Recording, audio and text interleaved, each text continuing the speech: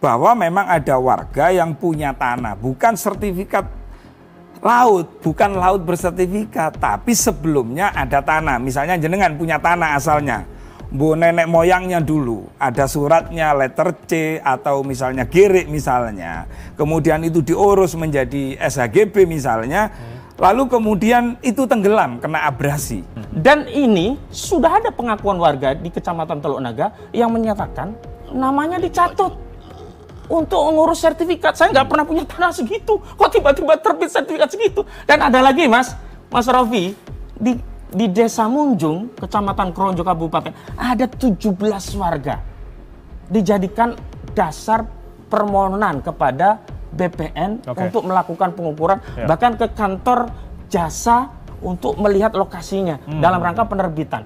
Warga tadi setelah ditelusuri oleh kawan-kawan nggak pernah. Bingung kenapa nama saya ada dalam proses. Kalau berbicara pagar laut berarti KKP, kan begitu. Kalau berbicara masalah tanah berarti ATR, BPN. Nah, kalau masing-masing kementerian ini ngerti tugasnya, ini kan KKP ini kan kalau lihat keterangan Bupati Zaki itu pagar laut itu kan ternyata mulai 2014 loh Mas. Sebelum Pak Jokowi loh. 2014 itu kan ada tuh tayangan TVRI kan. Seperti itu. Berarti nah sekarang begitu rame, akhirnya di antara kita, misalnya Mas Hosinuddin, walaupun kita ini beda paham, tapi kalau ketemu kan tos, nih kan gitu kan. Jadi jangan sampai di antara masyarakat ini akhirnya menjadi praduga-praduga. Itu yang tidak kita inginkan. Maka saya berharap betul-betul baik itu KKP maupun ATR menjalankan tupoksinya sehingga tidak ada yang namanya asumsi-asumsi dari masyarakat itu sendiri. Tapi sepanjang yang kami ketahui pagar laut sepanjang 30 km itu seperti yang disampaikan oleh Menteri ATR, SHGB atau surat tanah itu adalah ada di Desa Kohot. Hanya ada di satu desa. Padahal sepanjang laut ini ada 6 desa apa 6 desa? Ada 6 desa. Kan begitu. Nah, di sini Mas Nusron kemarin kan juga mengatakan 50 dikatakan dianggap musnah. Jadi surat jumlahnya 263 ini yang 50 dianggap musnah oleh Mas Nusron. Nah, yang paling penting Mas sebenarnya bukan hanya persoalan pagar laut semata. Nah, awal mula sebelum dikatakan tanah musnah, ketika saya tadi sore investigasi ke sana dan sebelumnya sudah ditayangkan di berbagai media televisi, bahwa memang ada warga yang punya tanah, bukan sertifikat laut, bukan laut bersertifikat, tapi sebelumnya ada tanah. Misalnya jenengan punya tanah asalnya, bu nenek moyangnya dulu, ada suratnya, letter C atau misalnya girik misalnya, kemudian itu diurus menjadi SHGB misalnya, lalu kemudian itu tenggelam, kena abrasi. Nah, di sini negara harus hadir seperti kejadian di Demak. Demak yang dibikin tol itu, Demak Semarang itu kan masyarakat yang mengalami abrasi itu kan mendapatkan kerugian gitu loh Mas. Jadi tidak hanya pemerintah hanya bilang hangus gitu aja. Tetapi artinya ada bukti sertifikatnya begitu? Ada, termasuk saya tadi di daerah Karangtengah, itu ada namanya Pak Hendra, dia punya 92 hektar. Tadi kan saya kirim tuh videonya ke TVRI, bagaimana keterangan masyarakat, dulu darat itu jaraknya di situ ada gubuk itu 100 meter ke sini. Kan itu. Nah ini perlu investigasi, kalau memang sekarang tuntutan masyarakat ingin mendapatkan kepastian hukum, maka segeralah Mas Nusron beserta jajarannya periksa semua, kalau memang ada sertifikat, ada dugaan pemalsuan misalnya, tiba-tiba terbit kayak Roro Jonggrang misalnya, ya harus disampaikan ke masyarakat. KKP juga begitu. Masang pagar laut ini sanksinya apa? Kan begitu. Nah disampaikan aja, karena kemarin KKP menyampaikan sanksinya adalah sanksi administratif. Nah itu 18 juta per kilometer. Kalau ada pandangan lain misalnya bahwa ini adalah ranahnya kepolisian, ranahnya KPK, ya silakan, wong negara ini ada yang ngurus kok. Ada pemerintah, ada penegak hukum, ya silakan bekerja gitu loh. Semakin cepat itu diumumkan, maka semakin baik bagi kami. Oke, Gitu. Ada tadi katakan begitu Mas Rofi, artinya ini kan beberapa investigasi terus dilakukan. Anda mengumpulkan beberapa sertifikat. Meskipun beberapa kementerian, dalam hal ini ATR BPR sudah mengatakan bahwa ini ilegal. Artinya kan itu sertifikat itu adalah bermasalah begitu. Begini Mas, yang dikatakan musnah itu karena nggak ono tanai gitu loh. Wes jadi laut, makanya itu dicabut gitu loh. Nah, apakah sertifikat yang lain yang dari 263 sekarang 50 diumumkan terus, apakah yang lain ini juga tidak nampak tanahnya? Atau negara menganggap musnah? Nah, di aturan ATR BPN, ketika tanah itu dianggap musnah, itu ada pasal berapa ya? Pasal 2 atau berapa itu? Negara harus hadir untuk memberikan kerohiman. Kita berbicara tidak hanya Tangerang ya Mas ya. Di seluruh Indonesia ini lautan kan luas ini. Saya setelah banyak berbicara di media televisi itu, banyak yang menitipkan suara, tolong disampaikan. Kami yang punya tanah, memang jelas punya tanah. Suratnya ada. Apakah nanti kami akan dianggap musnah juga? Kan begitu. Apakah tidak pernah ada EMI 2 kardus untuk tanah yang mengalami abrasi? Tanah warga ini, kan begitu Mas. Nah, ini yang harus dibahas juga oleh negara kalau kita bersama-sama membela rakyat. Rakyat itu kan macam-macam, tidak hanya rakyat yang misalnya terhalang pagar laut. Sekarang pagar laut kan sudah diringkes, dicabut. Berarti ini clear, tapi tuntutan masyarakat ingin supaya pelaku pemasangan pagar laut itu untuk diumumkan, kan begitu. Ya sudah, itu wilayahnya KKP, kan begitu. Nah, yang paling penting adalah bagaimana nasib warga negara Indonesia yang sudah lama, bahkan sudah ada warisan misalnya, mengalami abrasi ini loh, tanah hilang ini loh. Apakah dianggap musnah begitu saja atau mendapatkan kerohiman seperti itu? Proses penyidikan masih terus berlanjut begitu? Artinya akan terus dilanjutkan? Saya dengar KKP besok ya juga meriksa kok saksi-saksi. Baik. Saya langsung minta tanggapan dari Mas Ahmad, apa yang tadi sudah diungkapkan?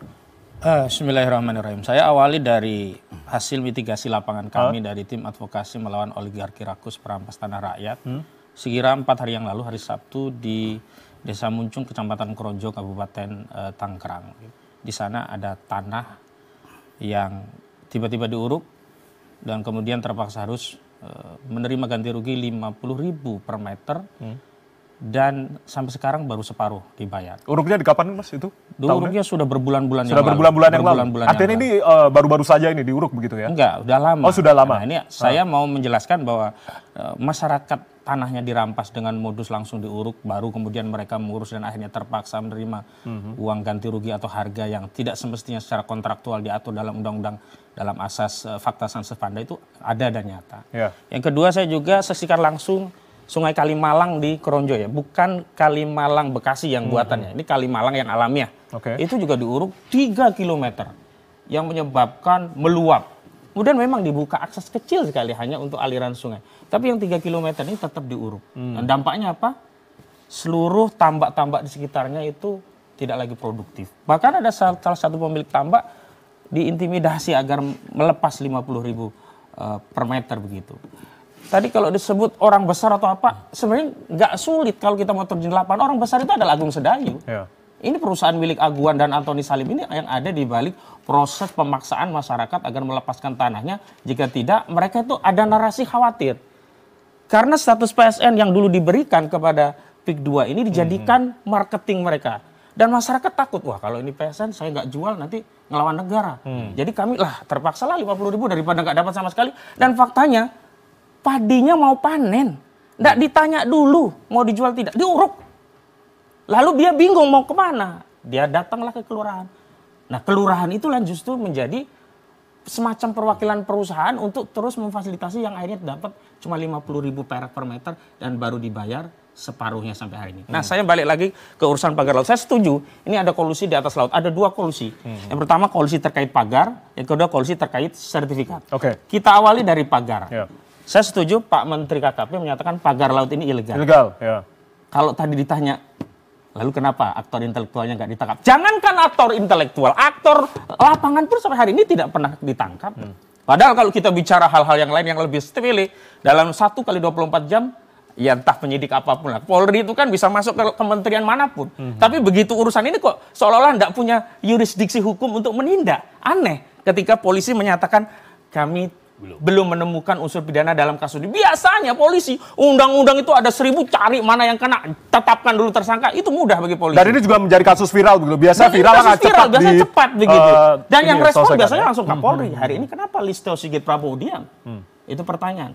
Nah, kalau kita setuju semua, pagar ini ilegal. Berarti kan setelah ilegal kita harus cari pelakunya, pendananya. Nggak mungkin pagar 30,16 km didanai oleh panjenengan, saya nggak mungkin, apalagi nelayan. Nah, ini yang belum terjawab oleh institusi negara sebagai representasi yang punya otoritas untuk memberikan tafsiran secara legal terhadap apa yang terjadi di tengah masyarakat. Tapi jangan lupakan tadi ada tanah-tanah yang terkena abrasi. Itu hal yang lain. Itu hal yang lain. Dan sekali lagi, narasi abrasi ini kan sebenarnya dijadikan dalih untuk melegitimasi adanya sertifikat di atas laut. Nggak ada cerita itu. Yang saya ketahui, ini informasi yang kumpulkan. Sertifikat di laut itu dibuat secara ilegal dengan dalih dulu di sana ada tambak atau budidaya ikan laut lainnya yang seolah-olah itu sudah hilang, kemudian diajukan ke BPN untuk bisa diterbitkan sertifikat.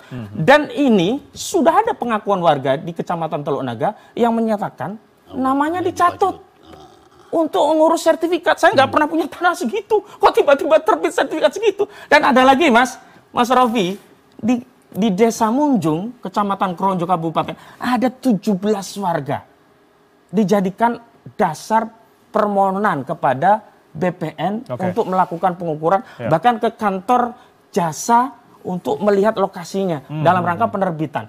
Warga tadi setelah ditelusuri oleh kawan-kawan nggak pernah. Bingung kenapa nama saya ada dalam proses. Sekarang kelurahan, pihak desa membantah, tapi surat itu sudah beredar dan kami akan menjadikan ini bagian temuan lebih lanjut untuk membantu. Karena begini, saya juga heran kenapa institusi Polri hari ini tidak mengambil tindakan. Karena kalau kita bicara tipikor, betul kata Pak Susno, itu bukan hanya Kejaksaan Agung, bukan hanya KPK. Institusi Polri juga berwenang begitu.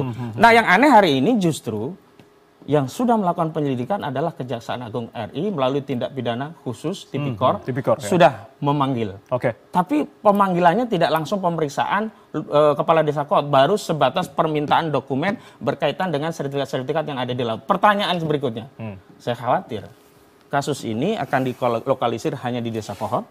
Yang kedua, Kades Arsi ini mau ditumbalkan, seolah-olah sudah ada kasus, ini pelakunya selesai. Padahal dari kajian hukum kami, mitigasi lapangan kami, yang kami juga jadikan materi muatan gugatan kami di pengadilan, itu beberapa desa di sejumlah kecamatan sampai 9 kecamatan yang ada pagar lautnya di atasnya itu juga ada sertifikatnya. Kenapa hanya di Kohot? Dan pertanyaan yang kritis kita, sudahlah kita nggak bicara dulu riwayatnya zaman Nabi Musa atau Nabi apa itu dulu daratan atau apa. Singkatnya? Secara faktual hari ini semua sertifikat itu ada di laut. Semua sertifikat ada di laut. Semestinya semuanya demi hukum dibatalkan. Kenapa hanya 50 yang dibatalkan dari 263? Bagaimana yang 17 SHM-nya? Nah, ini sebenarnya begini. Tapi menarik, kita tahan dulu, Mas, kita akan jeda, nanti dilanjutkan oleh Mas Ahmad. Usai jeda kita akan kembali, Mas.